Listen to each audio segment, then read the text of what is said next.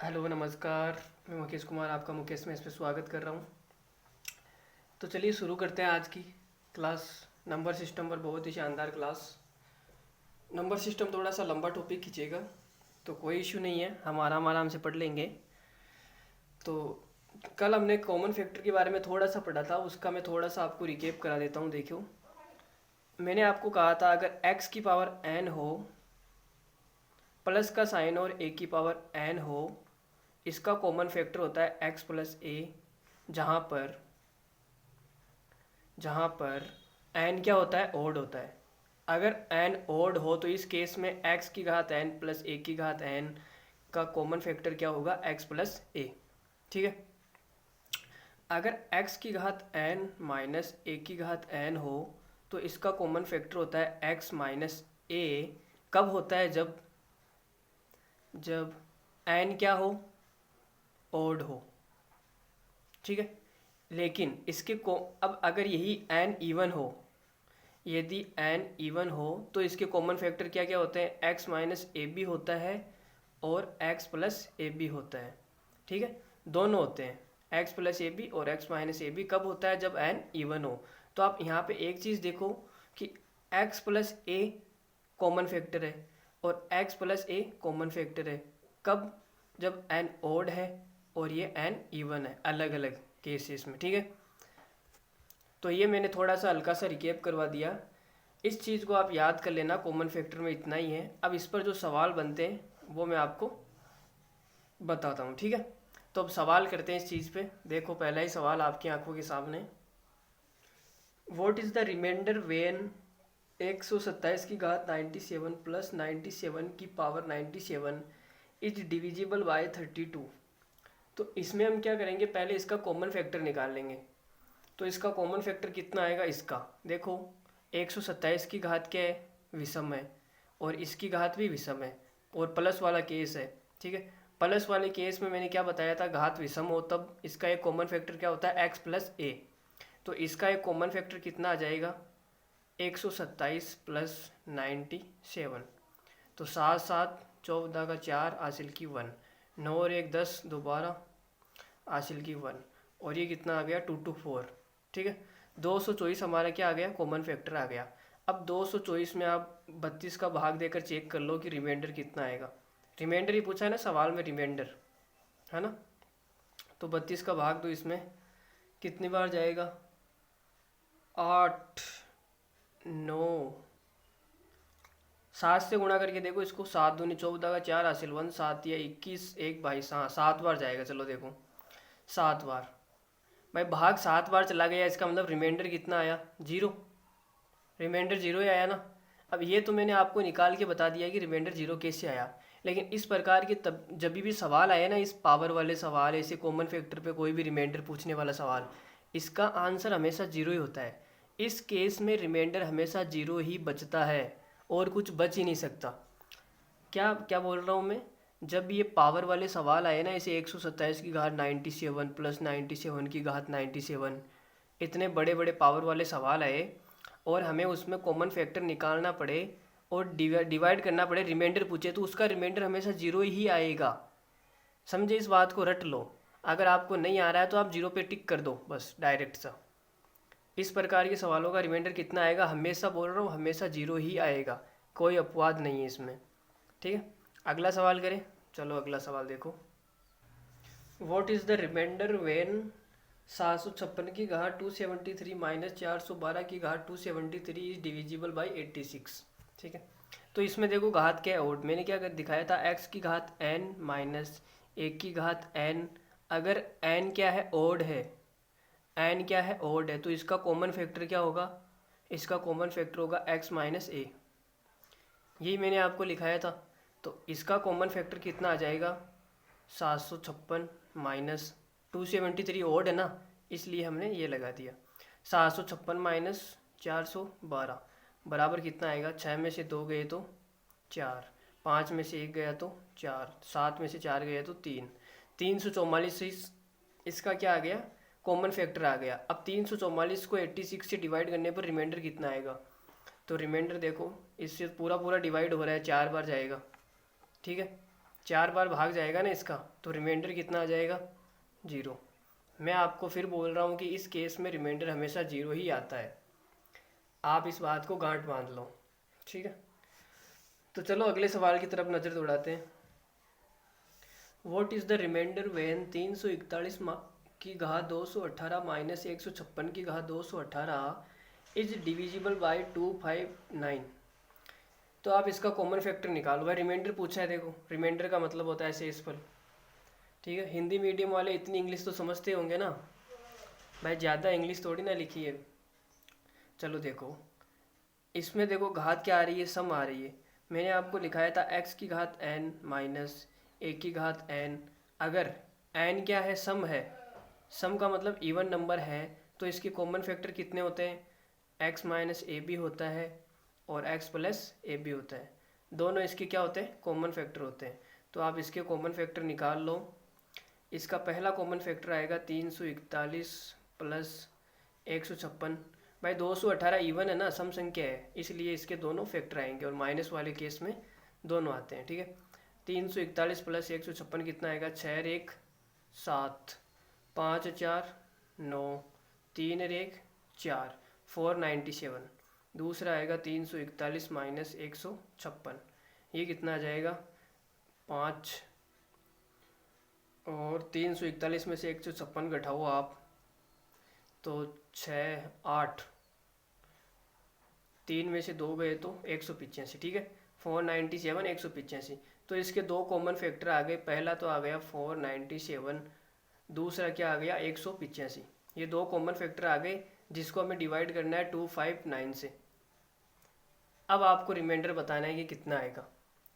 तो देखो किस किस से कटेगा, ये 4 7 7 49 और 7, ये 7 से कट रही है, ये 7 से कट रही है, क्या चेक करो, बिल्कुल 7 से कट रही है। तो ये 7 से कितनी बार कटेगा, 71 बार।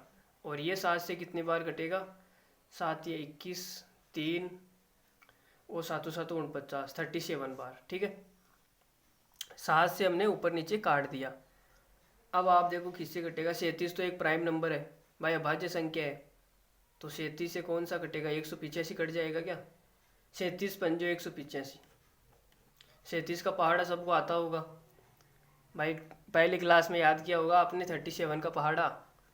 तो 37 पंजो 185, 71 को आप 5 से गुणा करो, कितना आएगा, ये आ जाएगा 5 और 7 पंजो 35, 355।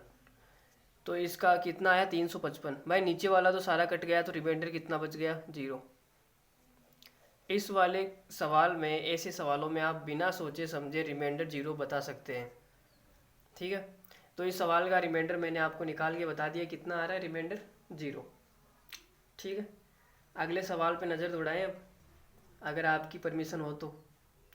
चलो देखो, 21 की घात 20 minus 1024 is not divisible by, पहला ऑप्शन है 137, दूसरा है 107, तीसरा है 9 और चौथा है 32।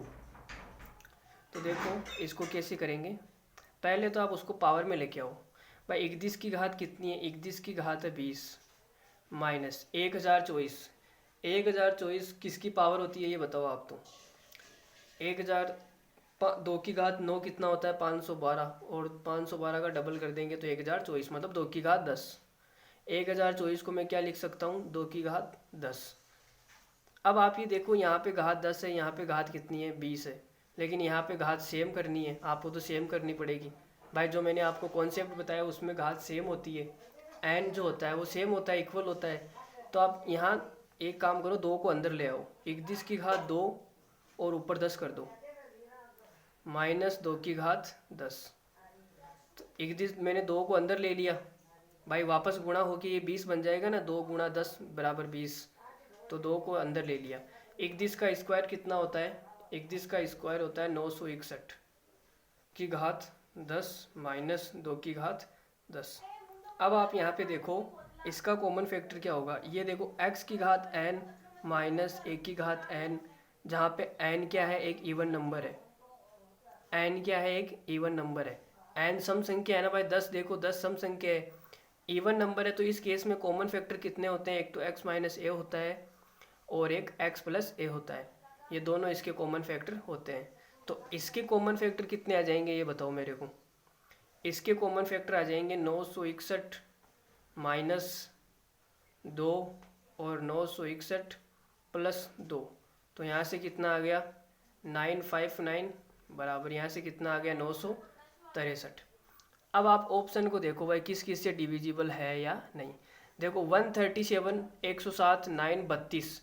32 के अंदर मुझे 2 का मल्टीपल दिख रहा है भाई, 32 है ना, उसमें 2 है ना, और बाकी किसी में भी 2 नहीं है। आप इनमें चेक करो, इनमें 2 है क्या, 2 का भाग जाता है क्या नहीं जाता, इसमें 2 का भाग जाता है या नहीं जाता। 959 और 963 में 2 से डिवाइड नहीं होता, मतलब 2 का मल्टीपल नहीं है, 2 का मल्टीपल कहीं पर भी नहीं है। इसका मतलब ये 32 से डिवाइड थोड़ी ना होगा, नहीं होगा ना। 32 से डिवाइड होने के लिए 2 का मल्टीपल तो चाहिए ही चाहिए, लेकिन वो तो है ही नहीं। इसका मतलब 32 से ये क्या, ये हमारा ऑप्शन कट गया। इसका मतलब ये क्या है, सही है। ऑप्शन नंबर डी इसके सवाल का क्या है, सही आंसर है। समझ गए आप। अरे भाई नहीं समझे तो आप एक काम करो, चेक कर लो भाई, 137 से चेक कर लो। आप भाग देख देख के चेक कर लो, कोई इश्यू नहीं है, मुझे कोई तकलीफ नहीं है, ठीक है। तो अगला सवाल देखिए फिर। चलो अगला सवाल देखते हैं। 49 की घात 15 minus 1 is exactly divisible by. अब इस सवाल में क्या अप्रोच लगाएंगे, देखो ये पूछ रहा है कि किस संख्या से डिविजिबल है, मतलब किसका भाग जाएगा, 50 का, 51 का, 29, 86, किससे पूरी पूरी से डिवाइड है, ठीक है, ये पूछ रहा है।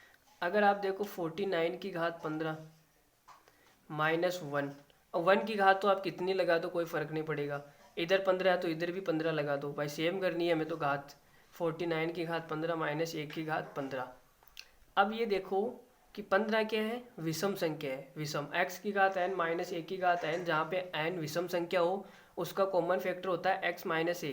तो इसका कॉमन फैक्टर क्या आ जाएगा, CF 49 माइनस 1 बराबर 48। ये कॉमन फैक्टर आ गया। अब ऑप्शन में देखो 48 से कौन डिवाइड है भाई, सारे 48 से बड़े ऑप्शन है, ये भी नहीं है, ये भी नहीं है, 29 नहीं है, 86 कोई सा भी नहीं है। अरे यार ये तो मरवाएगा। 48, चलो यार क्या करें फिर। चलो 1 मिनट, एक तरीका और है, देखो देखो इधर देखो। अगर मैं यहाँ से 49 को ये लिख लूँ 7 का स्क्वायर की घात 15 माइनस 1, ये मैंने लिख लिया, ठीक है।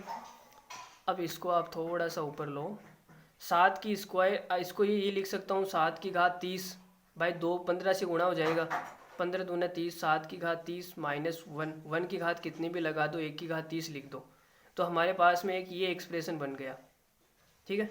अब इसकी चेक करो आप। अब यहाँ पे देखो क्या आएगा, 7 की घात 30 है, मतलब सम संख्या है, सम संख्या और माइनस भी है, इसका मतलब इसके 2 कॉमन फैक्टर होंगे, प्लस वाला भी और माइनस वाला भी।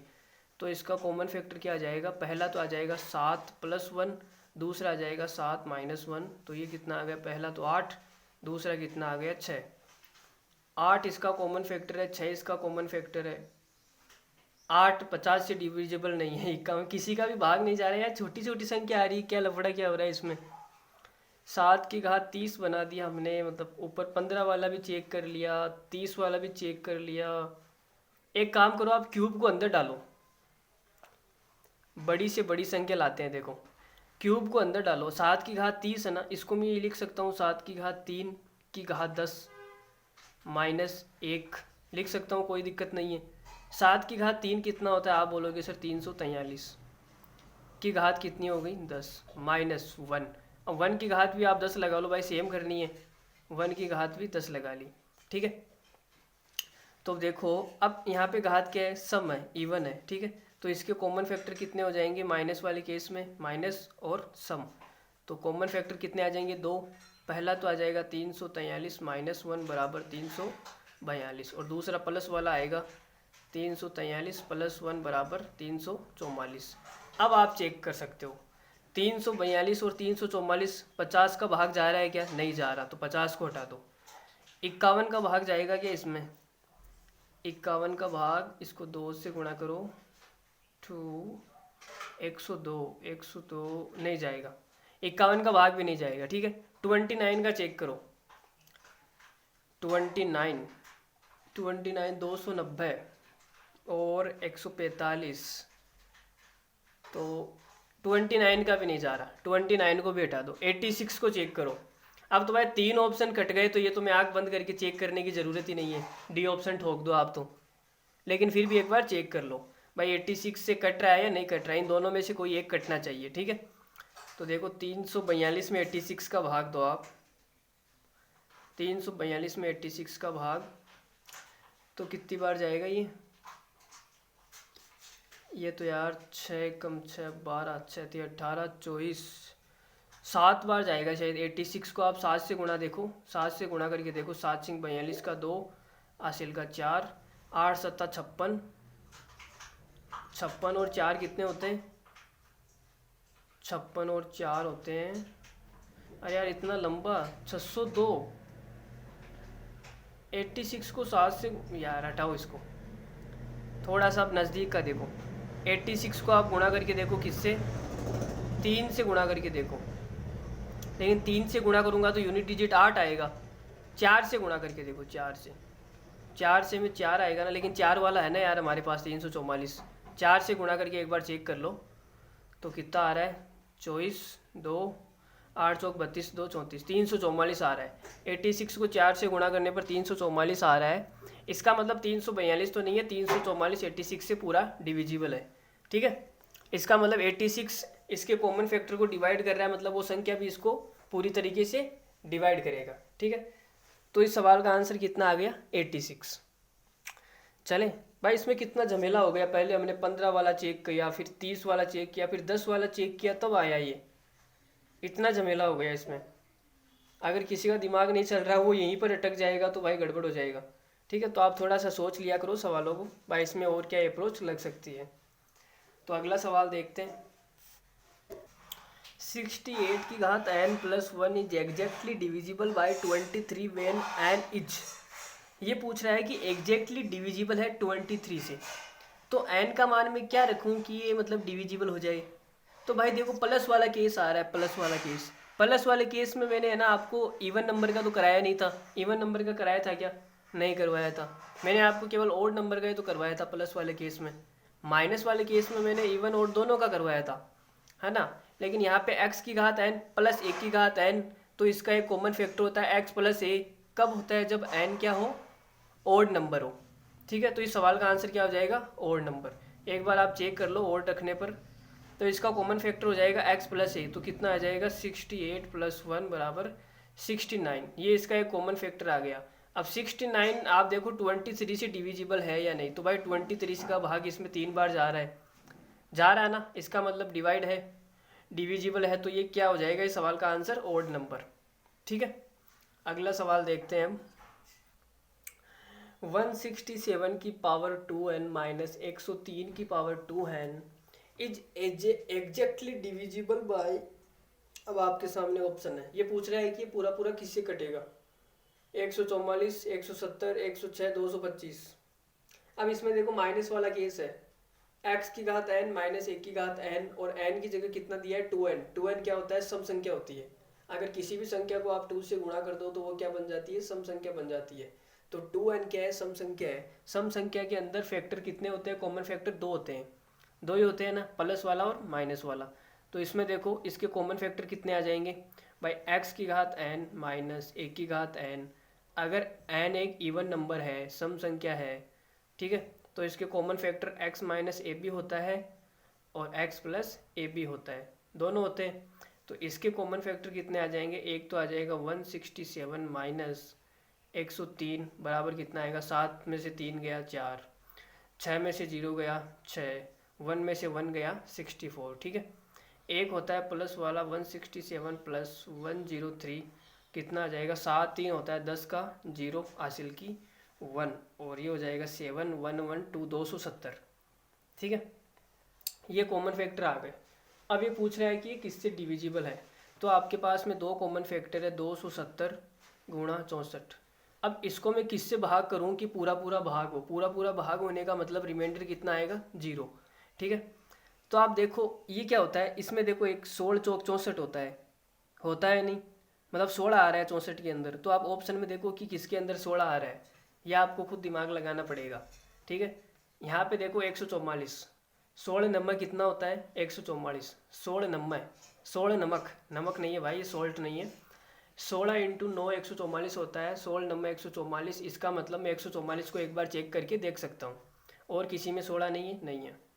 तो इसको आप चेक कर लो, 144 का भाग दूंगा तो कितना आएगा, देखो 16 से ये कितनी बार कटेगा 9 बार, और 16 से ये कितनी बार कटेगा 4 बार, और 9 से ये कितनी बार कट जाएगा 30 बार, 9 3 27, तो कितना आ जाएगा 4 3 12, 120। तो रिमाइंडर कितना आ गया 0। भाई 120 बार भाग गया, पूरा पूरा डिवाइड हो गया, नीचे कुछ बचा नहीं, तो रिमाइंडर आ गया 0। इसका मतलब पूरी तरीके से डिविजिबल है, ठीक है। तो इस सवाल का आंसर क्या हो जाएगा 144। समझ में आया नहीं आया? अरे भाई ये आपको कॉमन फैक्टर निकालना आ गया ना, ये बस इतना आ गया ना तो बहुत है। अगर आप मेरी क्लास से इतना भी सीख गए कि कॉमन फैक्टर कैसे निकालते हैं, अगर आपको ये चीज़ें याद हो गई तो मैं धन्य हो जाऊंगा भाई गुरु, ठीक है। अगला सवाल देखते हैं, चलो। 18 की घात 2000 प्लस 12 की घात 2000 माइनस 5 की घात 2000 माइनस 1 इज डिविजिबल बाई, ये पूछ रहा है। अच्छा इसमें ऑप्शन नहीं लिखे क्या, चलो 1 मिनट में ऑप्शन लिख देता हूँ। अब देखो इस सवाल को ऑप्शन मैंने लिख दिए हैं। तो देखो इसमें आप पहले कॉमन फैक्टर निकाल लो, इसका कॉमन फैक्टर निकाल लो, इसका निकाल लो, दोनों में से जो कॉमन आ रहा है उसको बाहर ले लेंगे, बाहर लेने के बाद उससे डिवाइड हो जाएगा, कोई इश्यू नहीं है। भाई जो कॉमन आ रहा है वो पूरे में से कॉमन आना चाहिए। इसके कॉमन फैक्टर निकालो, इसके कॉमन फैक्टर निकालो, लेकिन यार यहाँ पर गड़बड़ हो गया। 18 की घात सम है प्लस 12 की घात सम है, प्लस वाले केस में सम का तो मैंने आपको बताया नहीं, कोई नहीं बताया ना। प्लस वाले केस में मैंने केवल ओड नंबर का बताया था। तो आप एक काम करो, माइनस वाले को इधर ले लो। भाई प्लस माइनस में तो आप किसी को इधर उधर कर सकते हो, कोई दिक्कत नहीं है। 18 की घात 2000 माइनस 5 की घात 2000, अब ठीक है, अब आप लिख दो प्लस 12 की घात 2000 माइनस 1 की घात, तो आप कितने भी लिख लो, कोई इश्यू नहीं है, ठीक है। माइनस 1 की घात 2000।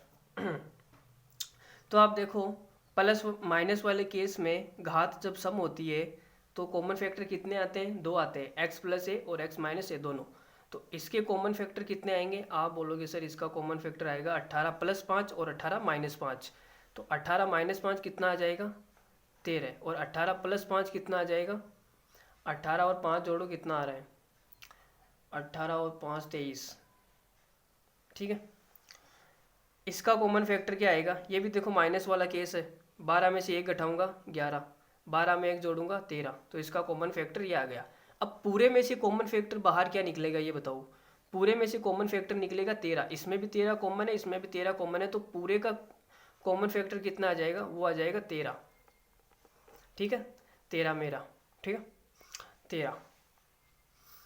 अब आगे यहाँ पे एक चीज़ और देखो, आपने यहाँ पे 18 के साथ में 5 की घात 2000 ले लिया तो कॉमन फैक्टर 13 आया। अगर मैं 18 के साथ में अगर ये 1 वाला लेता तो क्या फ़र्क पड़ता, देखो अगर मैं इसे लेता 18 की घात 2000 माइनस 1 की घात 2000 प्लस 12 की घात 2000 माइनस 5 की घात 2000, तो कॉमन फैक्टर क्या आता है ये बताओ आप। तो इनका कॉमन फैक्टर देखो क्या आ जाएगा, घात सम है और माइनस वाले केस में तो दोनों आ जाएंगे x प्लस ए और x माइनस ए। 18 में से 1 घटाऊंगा 1 तो आ जाएगा 17, 18 में 1 जोड़ूंगा 1 आ जाएगा 19, ये कॉमन फैक्टर।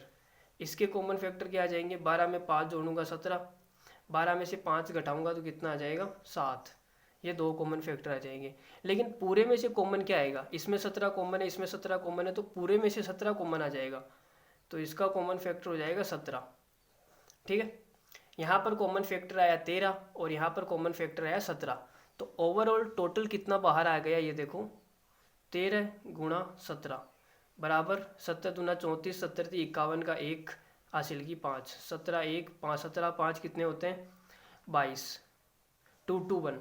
तो ये संख्या क्या हो जाएगी 221 से डिविजिबल हो जाएगी। कौन सा ऑप्शन है चेक कर लो एक बार, 221, ऑप्शन नंबर बी हमारा बिल्कुल करेक्ट आंसर है, ठीक है।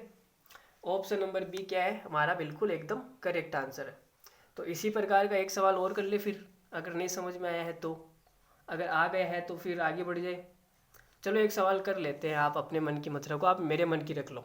मेरी इच्छा है एक सवाल और करने की, ऐसा ही वो भी कर लेते हैं। 20 की घात 2004 प्लस 16 की घात 2004 माइनस 3 की घात 2004 -1 इज डिविजिबल बाय। ऑप्शन आपके आंखों के सामने।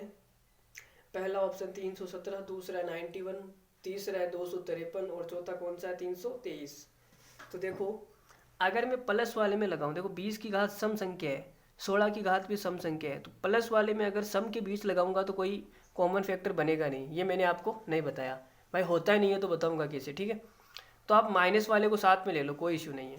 आपने क्या किया, 20 की घात 2004 माइनस 3 की घात 2004 को इधर ले आए, प्लस 16 की घात 2004 -1 की घात 2004 लिख दो। 1 को तो आप क्या कुछ भी लिख सकते हो, कोई दिक्कत नहीं है। तो यहाँ पे देखो कॉमन फैक्टर कितना आएगा, माइनस वाले केस में कॉमन फैक्टर कितने आते हैं, 2 आते हैं, और सम संख्या हो तब की बात है। अगर विषम संख्या होती तो एक ही आता, लेकिन सम संख्या भी है माइनस वाला भी है, x की घात n माइनस 1 की घात n, n जहाँ पर क्या है सम संख्या है वहाँ पर 2 कॉमन फैक्टर आते हैं, x प्लस ए और x माइनस ए, ठीक है। तो यहाँ पे देखो 20 में 3 घटाऊंगा 17, 20 में 3 जोड़ूंगा कितना आ जाएगा 23, ये कॉमन फैक्टर। यहाँ से कितने आएंगे, 16 में 1 घटाऊंगा कितना आ जाएगा 15, 16 में 1 जोड़ूंगा कितना आ जाएगा 17। तो इसमें 17 कॉमन है, इसमें 17 कॉमन है, तो ओवरऑल टोटल बाहर क्या आ जाएगा कॉमन फैक्टर, पूरे एक्सप्रेशन का कॉमन फैक्टर कितना आ जाएगा, वो आ जाएगा 17, ठीक है। अब एक और चेक कर लेते हैं हम, इस पेज पे जगह नहीं है तो अगला पेज पे देखते हैं। चलो देखो सवाल दिख रहा है सबको, पहले वाला सॉल्यूशन भी दिख रहा है, कोई इशू नहीं है ना। चलो देखो आगे। अब अगर मैंने यहाँ पे 20 की साथ में -3 वाला लिया, अगर -1 वाला लेता तो क्या होता, तो कॉमन फैक्टर क्या आता। देखो अगर मैं 20 की घात 2004 -1 की घात 2004 लेता, प्लस 16 की घात 2004 -3 की घात 2004, ये इधर ले लेता, तो अब देखो कॉमन फैक्टर कितना आएगा, 20 की घात सम है, इसकी भी सम है, तो कॉमन फैक्टर 2 आएंगे, 20 में से 1 घटाओ 19, 20 में 1 जोड़ो 21, ये 2 कॉमन फैक्टर आएंगे। और यहाँ से 16 और 3 कितने होते हैं 19, 16 में से 3 घटाओ 13, तो ओवरऑल टोटल कितना आ जाएगा 19, यहाँ भी है 19 यहाँ भी है, तो ओवरऑल कॉमन फैक्टर आ जाएगा 19, ठीक है। अब 17 ऊपर वाले में आया, 19 नीचे वाले में आया, तो आप 17 गुणा 19, ये टोटल कॉमन फैक्टर बाहर आएगा इस एक्सप्रेशन से, तो इसको गुणा कर दो कितना आ जाएगा, 17 नंबर कितना होता है 153 का 3 हासिल के लगा दो 5, 17 और 1 17, 5 कितने होते हैं 17 5 होते हैं 22, 17 और 5 22 ही तो होते हैं भाई। 223 आ रहा है, ऑप्शन में है क्या कहीं 223, ऑप्शन में तो नहीं है यार, क्या कर दिया गड़बड़ कर दिया। 17 नंबर होता है 153 का 3 हासिल का 15 आएगा ना यार भाई, 3 तो लिख दिया हासिल का 15, फिर 17 और 15 कितना होता है, ये होता है 32।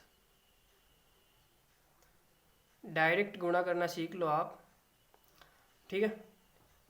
तो इसका आंसर कितना आ जाएगा 323। तो ऑप्शन कौन सा दिख रहा है आपको, डी दिख रहा है मेरे को, तो 323। देखो यहाँ कोने में देखो आप साइड में दिख रहा है ना 323, तो इस सवाल का आंसर कितना हो जाएगा 323, ठीक है। तो हमने इस प्रकार के 2 सवाल कर लिए हैं। अब तो मैं पूरी उम्मीद कर सकता हूँ कि आपको समझ में आ गया होगा। अगर अभी भी नहीं आया है तो आप वीडियो को वापस जाकर रिज्यूम करके देख सकते हैं। भाई वीडियो है ये, तो क्लास तो है नहीं वैसे, मतलब ऑफलाइन की तरह कि अब टीचर ने पढ़ा दिया अब तो हम वापस कहाँ से देखेंगे, ठीक है। तो ये तो क्लास आप जाके देख सकते हो, कोई इशू नहीं है। वीडियो का मतलब यही है कि आप वापस देख सकते हो। अब अगला सवाल ले रहे हैं हम, इसी पे ले रहे हैं कॉमन फैक्टर पर ही। देखो 7 की घात 6n माइनस 6 की घात 6n where n is an integer greater than 0 is divisible by है जी बाय। चलो देखो अब इसमें देखो n क्या है, एक इंटीजर है, पूर्णांक संख्या है, ग्रेटर देन 0 का मतलब 0 से बड़ी पूर्णांक संख्या है, इसमें कोई इश्यू नहीं है।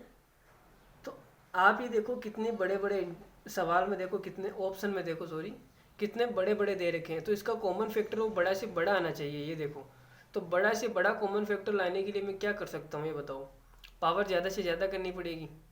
तो आप एक काम करो कि इसको अंदर डाल दो, 3 को अंदर डाल दो, अंदर डालने का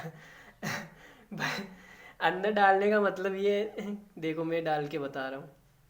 7 की घात 3 और इसको मैंने 2n लिख लिया, माइनस 6 की घात 3 और इसको मैंने 2n लिख दिया। 3 को मैंने अंदर डाल दिया, ठीक है,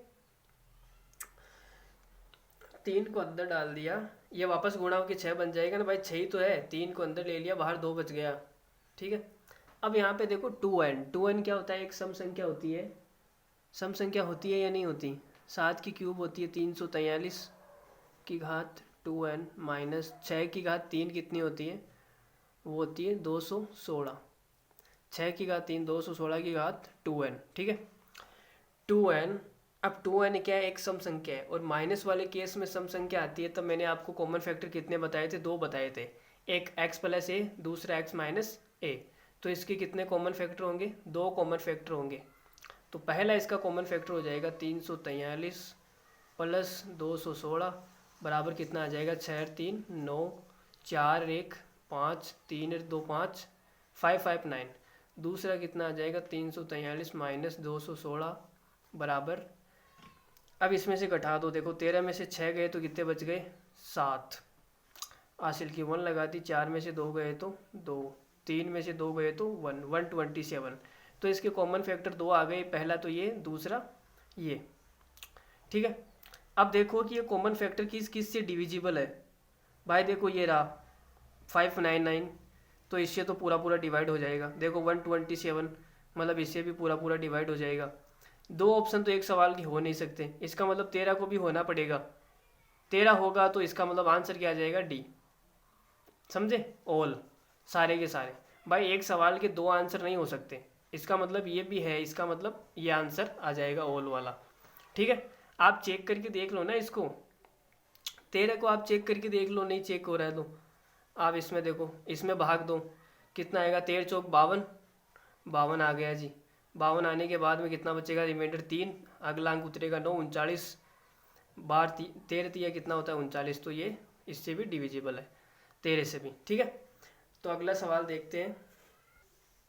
द रिमाइंडर वेन 15 की घात 23 प्लस 23 की घात 23 इज डिवाइडेड बाई 19। ये बोल रहा है कि 19 से भाग देने पर रिमाइंडर कितना आएगा। भाई तो मैंने आपको बताएगा रिमाइंडर 0 ही आता है इस प्रकार के सवालों में, ठीक है। रिमाइंडर ऑलवेज बी 0 इन these type of questions, okay.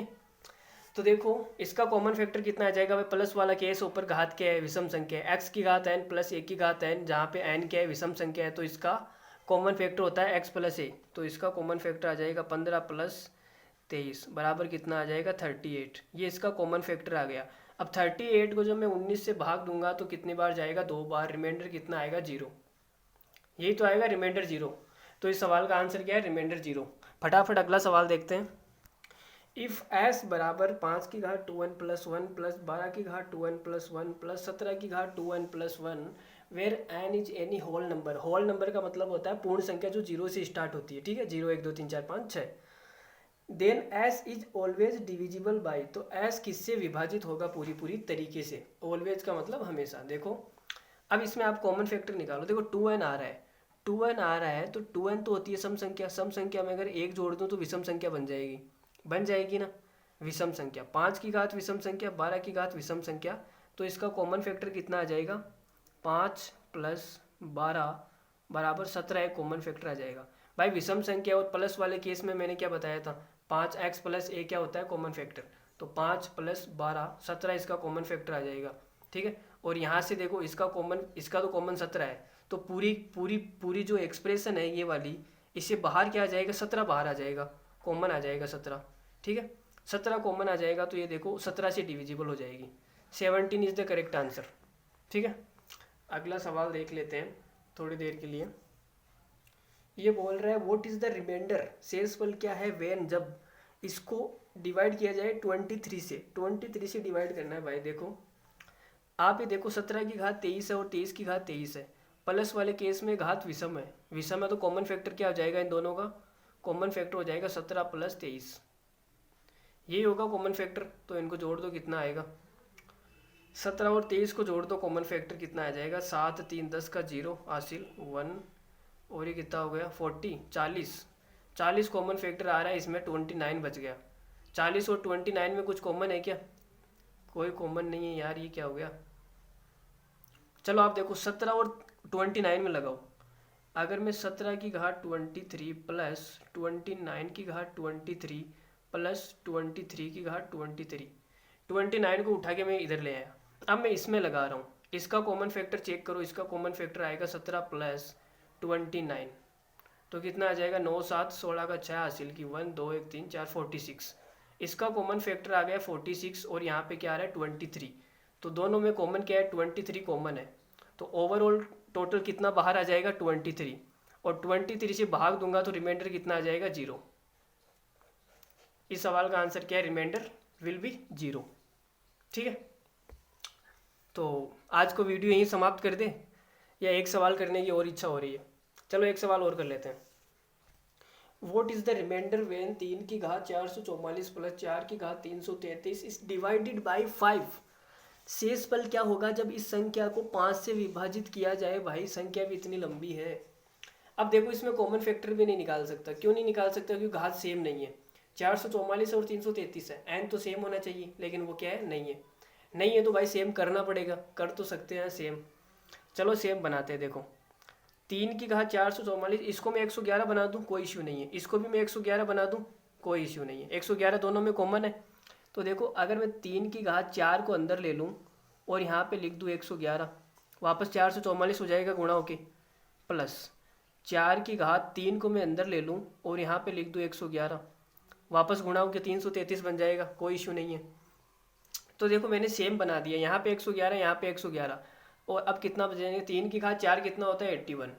81 की घात 111 प्लस 4 की घात 3 कितना होता है? 4 की घात 3 होता है, आप बोलोगे सर 4 को 4 से गुणा किया 16, 16 को 4 से गुणा किया 64, 64 होता है भाई 111। ठीक है, अब यहाँ पे देखो कि ये देखो ये विषम संख्या है 111, 111 विषम संख्या और प्लस वाला केस है। x की घात n प्लस 1 की घात n, जहाँ पे n क्या है? विषम संख्या है, तो इसका कॉमन फैक्टर कितना होता है? x plus a। तो कॉमन फैक्टर आ जाएगा 81 प्लस 64 कॉमन फैक्टर। तो कितना आ गया? 4 1 5 8 6 कितना होता है? 14, 145। 145 आ गया। अब इसको मैं 5 से डिवाइड करूंगा 145 को, तो रिमाइंडर कितना आएगा? रिमाइंडर आएगा 0 भाई, आएगा। मैंने कितनी बार कहा कि इस प्रकार के सवालों में रिमाइंडर हमेशा 0 आता है। रिमाइंडर ऑलवेज भी 0। नहीं समझे मेरी बात को? मैंने आपको निकाल के भी दिखा दिया। ठीक है, एक सवाल और करने की इच्छा हो रही है तो कर सकते हैं, कोई दिक्कत नहीं है, आप मुझे बोल दो। कर ले एक सवाल? ठीक है, एक सवाल और कर लेते हैं। देखो find the remainder when, remainder ज्ञात करना है जब इस संख्या को, और इतनी बड़ी संख्या, बाप रे बाप, इस डिवाइडेड बाई 1997 से भाग दिया जाए तो रिमाइंडर पूछ रहा है। मैं आपको 1000 बार बता चुका हूँ कि ऐसे बड़े बड़े घात वाले सवाल आए उसका रिमाइंडर हमेशा 0 आएगा। तो आंख बंद करके आप 0 ठोक दो ना भाई, क्यों आप इसके सॉल्यूशन के पीछे पड़े हो? इसका रिमाइंडर आएगा 0। अब आएगा कैसे वो मैं आपको बता देता हूँ। देखो आप ही देखो,